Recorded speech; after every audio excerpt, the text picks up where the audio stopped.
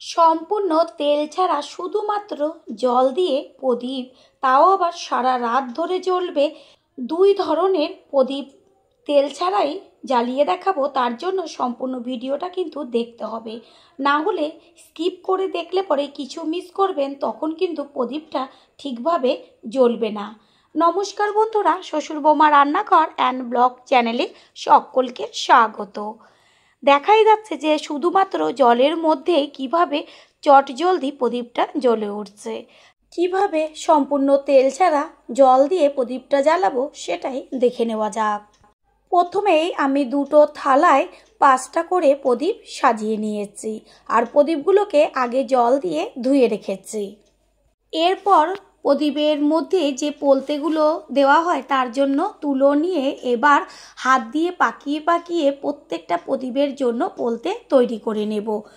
পুরনো বন্ধুদের সবসময় আমাদের পাশে এইভাবে ভালোবেসে সাপোর্ট করার জন্য অনেক অনেক ভালোবাসা। তুলোর কিছুটা অংশ নিয়ে তারপরে দুই হাতের তালুতে ঘষলে পরেই সুন্দরভাবে কিন্তু পাকিয়ে যাবে পোলতের মতন। এইখানে একটা নিয়েছি বাটি আর কিছুটা মোম। এইখানে 7-8টা মোম বার করে নিয়ে তারপরে মোমগুলোকে ভেঙে নেব।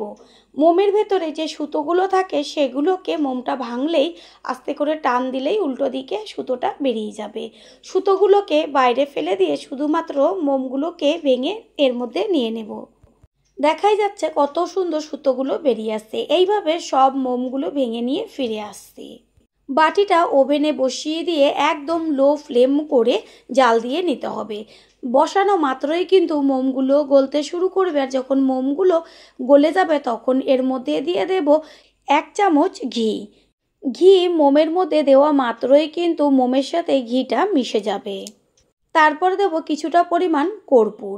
কর্পূর কিন্তু আমাদের বাস্তু দোষ কাটায়, নেগেটিভ এনার্জি দূর করে পজিটিভ এনার্জি বাড়িতে নিয়ে আসে। সেই কারণে কর্পূর জ্বালানো কিন্তু বাড়িতে খুব দরকার। এটা সম্পূর্ণ কিন্তু সব কিছুর সাথে মিশে গেছে। ফ্লেম অফ করে দিয়ে এবার গরম অবস্থাতেই কিন্তু প্রদীপগুলোর মধ্যে ঢেলে দেব। সবকটা প্রদীপের মধ্যে একদম ভরে এই গলানো মোমটা দিয়ে দেব।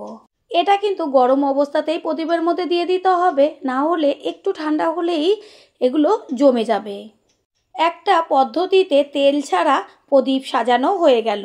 অন্য পদ্ধতি হলো প্রদীপের মধ্যে দিয়ে দিচ্ছি শুধুমাত্র জল।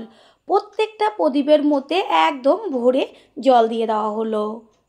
প্রদীপের মধ্যে জল দেওয়ার পরে 1/2 চামচ ঘি নিয়ে একদম অল্প অল্প করে ঘি প্রদীপের মধ্যে দিয়ে দেওয়া হলো। দেখাই যাচ্ছে একদম কিন্তু 1 ফোঁটা করে ঘি দেওয়া হলো। ঘিটা দেওয়ার পরে একটু খেয়াল করে পোলতের শেষ প্রান্তটা যেন ঘিয়ের মধ্যে চুবানো থাকে, সেই দিকটা একটু খেয়াল করতে হবে। ওই যে 1 ফোঁটা ঘি দেওয়া হলো, আর পোলতের ওই নিচের অংশটা যে ঘিয়ের মধ্যে থাকবে তাতেই কিন্তু প্রদীপটা সম্পূর্ণ জ্বলে উঠবে। এই প্রদীপের থালাটা হচ্ছে যে মোম জাল দিয়ে তৈরি করে নিয়েছিলাম, সেই প্রদীপগুলো ঠান্ডা হওয়া মাত্রই একদম কিন্তু জমে গেছে। আর এটা হচ্ছে জল দিয়ে প্রদীপ, দুটোই কিন্তু কত সুন্দরভাবে জ্বলবে সেটা দেখে নেন। একটা মোম ধরিয়ে নিয়ে তারপরে সমস্ত প্রদীপগুলোকে ধরিয়ে দেব। নতুন বন্ধুদের আমাদের চ্যানেল ভিজিট করার জন্য আন্তরিক শুভেচ্ছা। আমাদের ভিডিওগুলো যদি ভালো লেগে থাকে সাবস্ক্রাইব করে দেওয়ার অনুরোধ রইল, ও পাশে থাকা বেল আইকনে ক্লিক করলে পরবর্তী ভিডিওগুলো সবার আগে আপনাদের কাছে পৌঁছে যাবে। এই যে তেল ছাড়া প্রদীপগুলো জ্বালানো হচ্ছে, এইগুলো কিন্তু ঘন্টার পর ঘন্টা ঠিক এইভাবেই জ্বলে যাবে। দেখাই যাচ্ছে প্রদীপগুলো কত সুন্দরভাবে জ্বলছে। সেমভাবে জলের প্রদীপগুলোও জ্বালিয়ে নেব।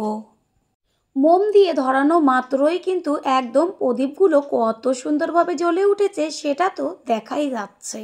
এরকম তেল ছাড়া জল দিয়ে যে এত সুন্দর প্রদীপ জ্বলবে সেটা তো ভাবাই যায় না। দেখাই গেল কিভাবে সম্পূর্ণ তেল ছাড়া 2 ধরনের প্রদীপ জ্বালানো হলো। ভিডিওটি যদি ভালো লেগে থাকে একটা লাইক, কমেন্ট, পারলে একটা শেয়ার করে অবশ্যই জানাবেন। আপনাদের দেওয়া একটা লাইক ও একটা শেয়ার কিন্তু আমাদের কাছে অনেক অনেক গুরুত্বপূর্ণ, তাই প্লিজ কেউ একটা লাইক ও একটা শেয়ার করতে একদমই ভুলবেন না। All friend, thanks for watching my video. আপনারা সকলে ভালো থাকবেন, সুস্থ থাকবেন। আবারও দেখা হবে অন্য কোনো ভিডিওর এপিসোডে।